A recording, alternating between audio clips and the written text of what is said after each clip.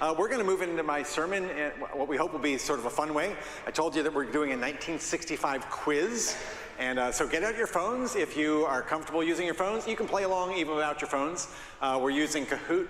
Kahoot is an app that gets used in the schools a lot for quizzes and things like that. So our students would probably be familiar how to use this. But if you go to Kahoot, Kahoot.it, just go to that on your browser.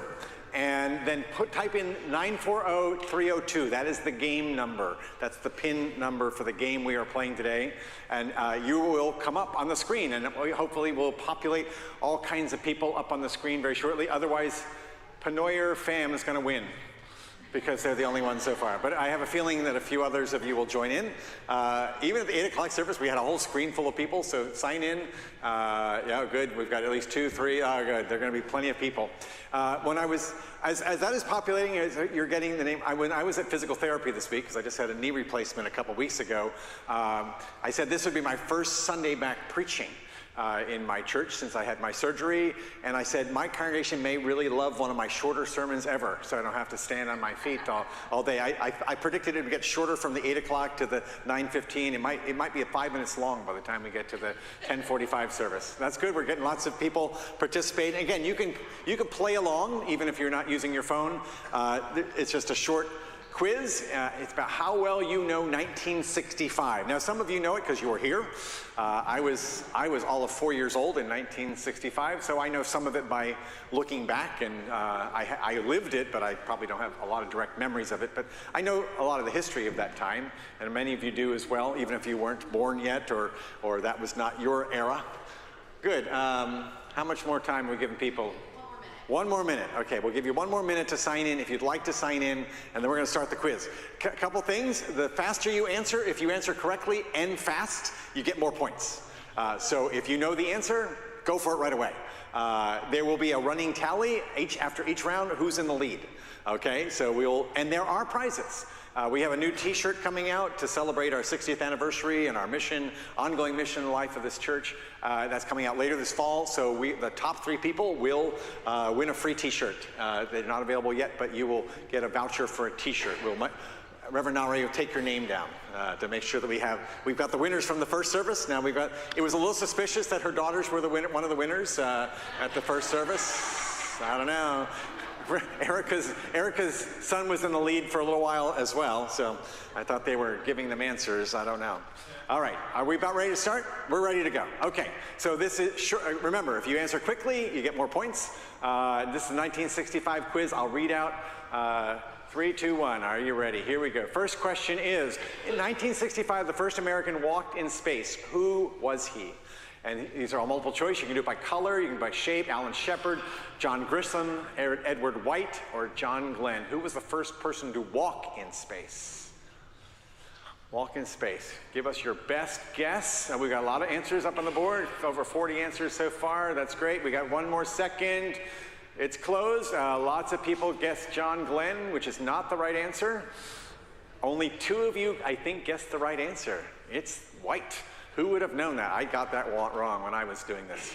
All right, Nathan's in the lead. Nathan, enjoy your short moment of fame here. The lyrics from the Byrds' 1965 song, Turn, Turn, Turn, comes from what book of the Bible? Ecclesiastes, Psalms, Proverbs, Isaiah. It comes almost right out of the Bible. Which of those books of the Bible does it come from? To everything, turn, turn, turn. There is a season, turn. 3 more seconds. And if you said Ecclesiastes, you were right. It comes right out of the book of Ecclesiastes. Oh, Alexis has taken the lead. Oh, but it's close. Bob's backer is number.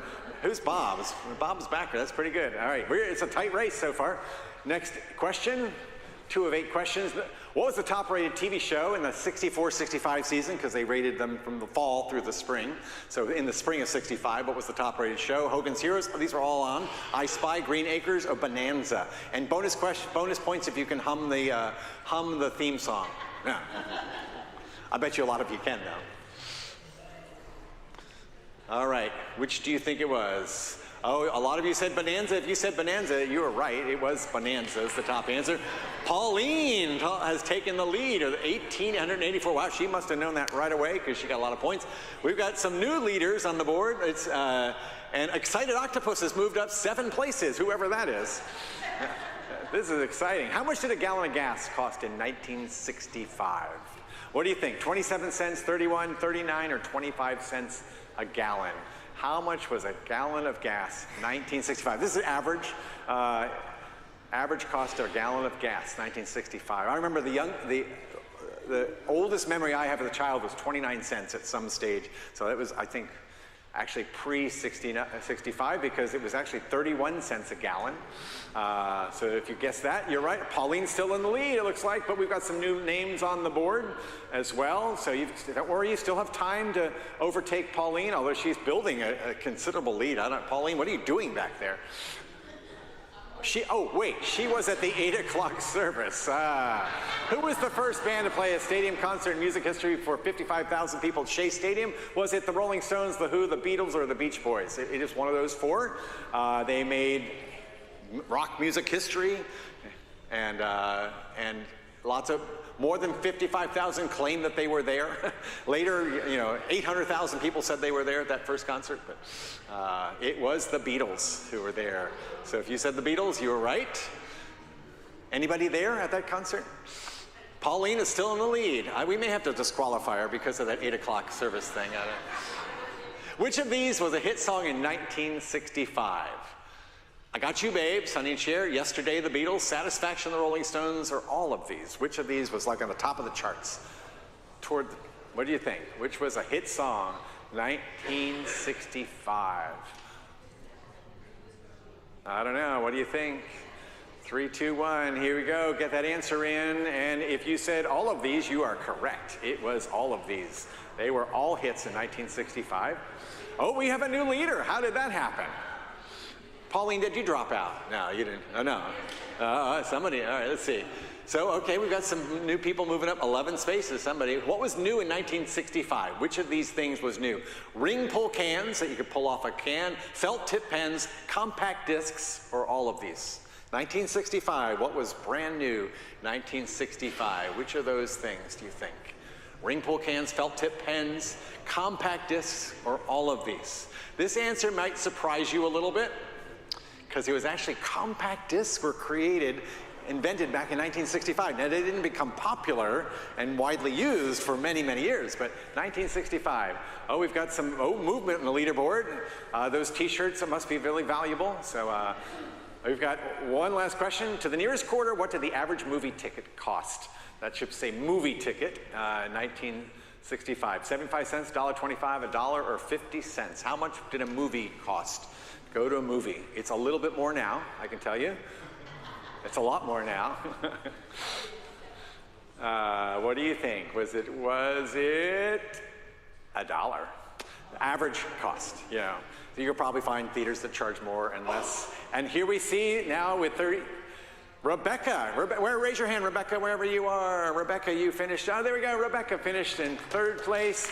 In 2nd place with 44.36 is, I missed who, unnamed, and then Pauline, you took over the lead at the end. So make sure you get those names. If you were 2nd place, just tell them, that's Kelly. Kelly, you're so modest, she didn't even put her name up there. Kelly's in 2nd place, wins the other t-shirt. Thank you for all of you for playing that. I hope that was fun. Hope that got you in the spirit and the mood for 1965, got you thinking about what life was like when this church just got started. 1965 is the starting point of this church, and so we're celebrating 60 years now. So if you had driven down Benfield Road in 1965, you would have seen a sign that looked like this, right where we are today. Severna Park Methodist Church, to be built on this site. And that sign sat there for a long time, but if you actually have to go back to 1959 to really get the beginnings of this church, because the Baltimore Conference of the Methodist Church said, Severna Park is starting to grow as a suburb of Baltimore and this area, and we really don't have any churches there. Now, there were some churches that didn't want another Methodist church here. I'm not going to name names. So there was some pushback because there maybe was another church out on Route 2 and there was another church not too far away. And they said, what would we want to plant another Methodist church? But the church the church said, we need a presence here. It's a growing, booming suburb. And so 1959, they started to look for it and made plans and started to purchase land, 4.2 acres. And started meeting down the street. You can still see the house is still there at the corner of Holland and Benfield, right across from the high school. And this is what it looked like, that little house. This was the first meeting place of the church. Sunday school classes met in some of the rooms there. I love the little coats and ties on the boys in the class. I can't imagine you trying to get your kids in coats and ties today to come to Sunday school. We're just glad you get your kids to come to Sunday school at all today. It was a different era. This was the first worship service that happened that summer of 1965. Over 90 people in the first worship service. They took a picture that day. We reenacted it for our 50th anniversary. We got permission to go back to that house, and we were on the front lawn. So where we are in front of that blue house for our 50th anniversary, people are holding up the big 5-0. So it was 10 years ago as a congregation we did that. Now it was a different time. It was a church-going culture, first of all. Like in 1965, most everybody went to church. If you were moving into an area, you figured out where your kids were going to school, you figured out where you were going to go grocery shopping, and you figured out which church you wanted to join. That was just kind of the ethos of the time. That's not the ethos of this time. The statistics have changed radically on how many people are going to church, period, how many people are looking for spiritual communities. So it was very different 60 years ago, but at the time it was a very church-going culture that we were born into. Severna Park was growing rapidly. I couldn't find statistics. I went online to try to find out what was the population. Our population now is Severna Park's close to 40,000 people, lots of people. But I couldn't find an exact statistic on 1965, what it was, but it was starting to grow. A lot of these developments along Benfield Road were just starting to be built out, like Chartwell and places like that. And Shipley's Choice was not a thing yet, and all of those things. But it was growing as a community, which is why the Methodist Church felt like they needed a presence here. And so that was the milieu into which it was built. Like Severna Park as a community is not really growing much. There's not room to put more people in Severna Park these days. You can't. They wedge a few houses in here and there. But at the time, it was growing. Now, the thing that makes it not so different from our era is that there was a lot of social turmoil.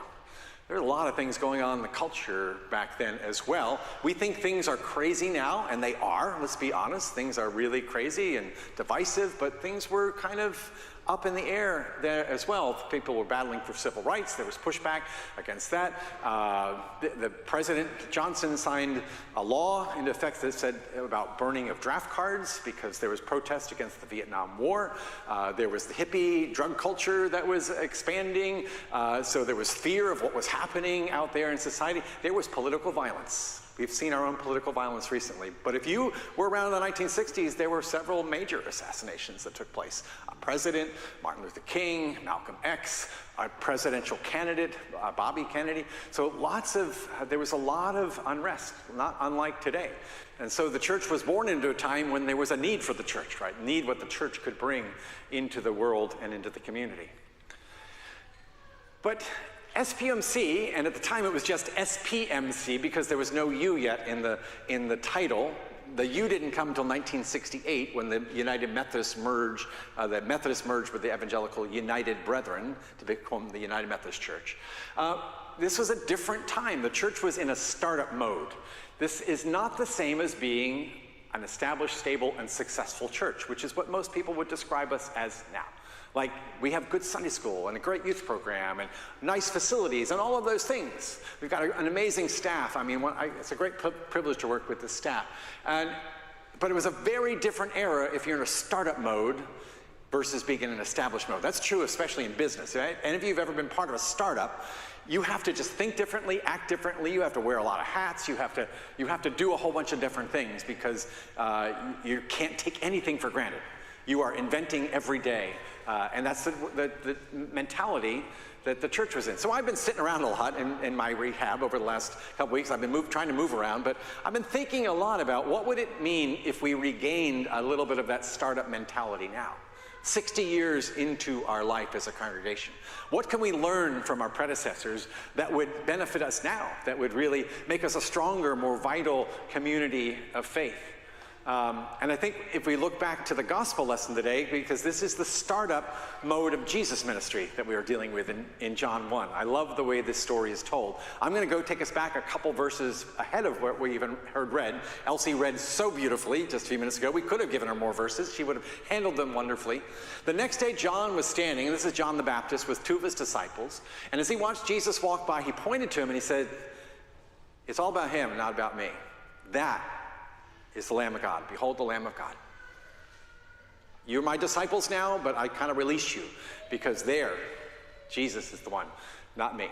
The two disciples heard him say this, and they started to follow Jesus, not John anymore. When Jesus turned and saw them following, he said, "What are you looking for?" They said to him, "Rabbi, where are you staying?" And he said, "Come and see." And they came and saw where he was staying, and they remained with him that day. Now, Jesus was not just giving them geographic directions, but he was offering them a way of life. I think the call of Christ has always been in all generations, whether it's 1965, 2025, whether it was in the 1900s, the 1400s, the call of Christ has always been, come and see what this life is like in Christ together. Come and see for yourself. Don't just take somebody else's word for it. Come and see.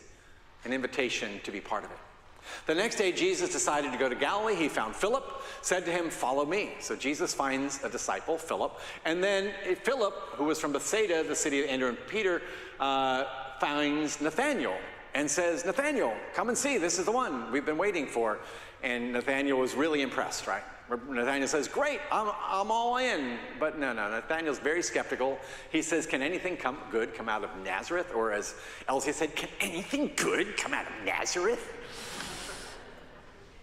And Philip doesn't try to argue with him. He doesn't try to hand him a tract about Jesus or anything like that. He just says, "Come and see."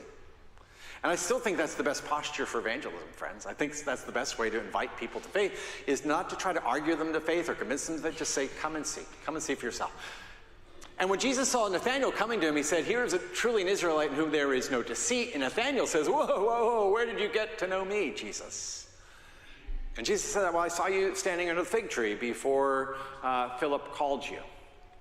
And Nathanael replied, "Rabbi, you are the Son of God. You are the King of Israel." Immediate conversion, confession, right? He's ready to follow Jesus all of a sudden. And Jesus says, "Whoa, do you believe just because I told you that I saw you under the fig tree? Come and see. You're in for bigger things than that. You're going to see the angels of God ascending and descending upon the Son of God. Just come and see for yourself. You will see greater things. Come be part of this movement." It's an invitation, an invitation. What if we had this startup mentality that the early church 1965 version had here? We would have an outwardly focused invitational mode. Reverend Edgar Beckett, who was the founding pastor of this church in 1965, he was nearing retirement, but he decided to come to a startup. He could have gone to he was offered to go to a very established church in Annapolis. He said, "No, I think I got one last thing in me. I want to do this." And he came here with a lot of energy and a lot of life, and that's him with his wife Muriel, and they brought a lot of love of Christ into this community. They were aggressively friendly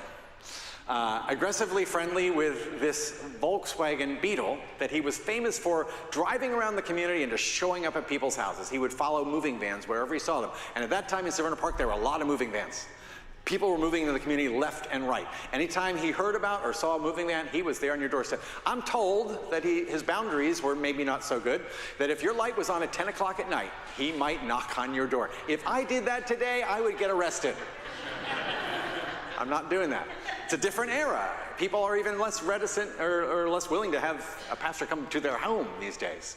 But it was a different era. So he could just show up and invite people to come to church. And there are people in this congregation who will still describe themselves to this day as, "I'm an Edgar Beckett Christian here," because he showed up and he invited us to come to church. What if we had that mindset that we have to be inviting people into this space? Last week, somebody on their way out of church said, "I'm bringing a friend to church next week." And I was so excited. I'm always excited. Number one, I said, I better preach a good sermon. And number two, then I said, but I love that attitude, like somebody wants to bring a friend to this church, because what it tells me is, A, this church means something to them. This is a place that they are proud to be part of. And it also means that we can continue to be the church. Because while I'm convinced that Edgar Beckett was great at what he did, and he was, like I said, aggressively friendly, he was really good at inviting people in, I also know that what was happening alongside of his invitations was lots of people in that early congregation were saying, hey, come check things out. This is something worth being part of. Because by the end of that first year, there were 272 people willing to join this church. That wasn't just all the pastor doing that. That was the community doing that. That was you, and that was people saying, come and see what's going on. And a startup mentality, everybody has a part to play, right? The other thing Beckett was really good at, according to the records and all the stories, is he was really good at saying, come and see, come be part of us, and by the way, I got a job for you. You know, if you're in a startup mentality, everyone has to do multiple things usually. You just got to make things happen. You've got to be strategic. You've got to keep throwing stuff against the wall. You got to keep trying new things. And in a startup mentality, everybody's gifts matter. And so he was really good at inviting people to, oh, join our choir, join this ministry, come teach Sunday school. What would it mean if we thought of all of you as not just people who come to church on a Sunday, but come to be part of this ministry and give your gifts somewhere? How much more could we do if we thought like that? How much more could we be a presence and a witness for Christ if we all thought like that? I've got something to contribute to this community. I've got something to give to this community, not just to take from this community. What if we regained a startup mentality and some of the energy that's around that? There's amazing energy. Anybody who's ever been part of a startup, it is crazy energy. Sometimes it is manic energy. Sometimes it takes lots and lots of hours, but there's energy and excitement that you're building something new. What would it be like to think that we are building something new all the time here in this church and bursting with energy and life? How many of you know the cult classic movie Spinal Tap? Anybody know that movie or have heard of it? No? No one's heard of that movie? Oh, come on. It's funny, you know, it really didn't have much of a following when it first came out, but over the years it gained a following, and it's a mockumentary. It's like a mock documentary about a heavy metal band, and it's meant to poke fun at all of the, you know, Metallica and all of those bands and things like that. And those heavy metal bands, they said it does a pretty good job of capturing some of the realities of that. And one of the scenes that happened sort of ad-lib had to do with the amplifier that became part of our cultural lexicon. And they had an amplifier. It didn't just go to 10. It went to 11. And so the phrase up to 11 or take it to 11 now means going beyond and above, taking it with more energy and more life. What would it be like if we were a little bit like that as a church, if we tapped into that energy of a startup and we saw ourselves contributing to that energy, not just going up to 10. We want to go to 11 as a church. We want to go to 11 as ambassadors for Christ in this community. We want to have a presence that says God is alive in this community and in this church. So friends, the invitation for you and for me is still out there. Come and see. I hope that you come and see and find your place and find your purpose here in following Christ, our foundation, as we've been singing about all morning. And I hope that you're inviting others into this as well. Now, Meg can do a great job as our communications director. We can have a really good website. We can have nice gifts for our guests. We can try as much as we can to be inviting and welcoming. But ultimately, your word of mouth invitation will always mean more. It will always be the most powerful way we invite others to come and see. Friends, we have this foundation to build on. Thanks be to God. 60 years of faithful ministry here. It took a lot of people with a lot of vision and a lot of hope to start this. It takes a lot of people, a lot of vision, and a lot of hope to continue this as well. Thanks be to God, you are those people. Amen.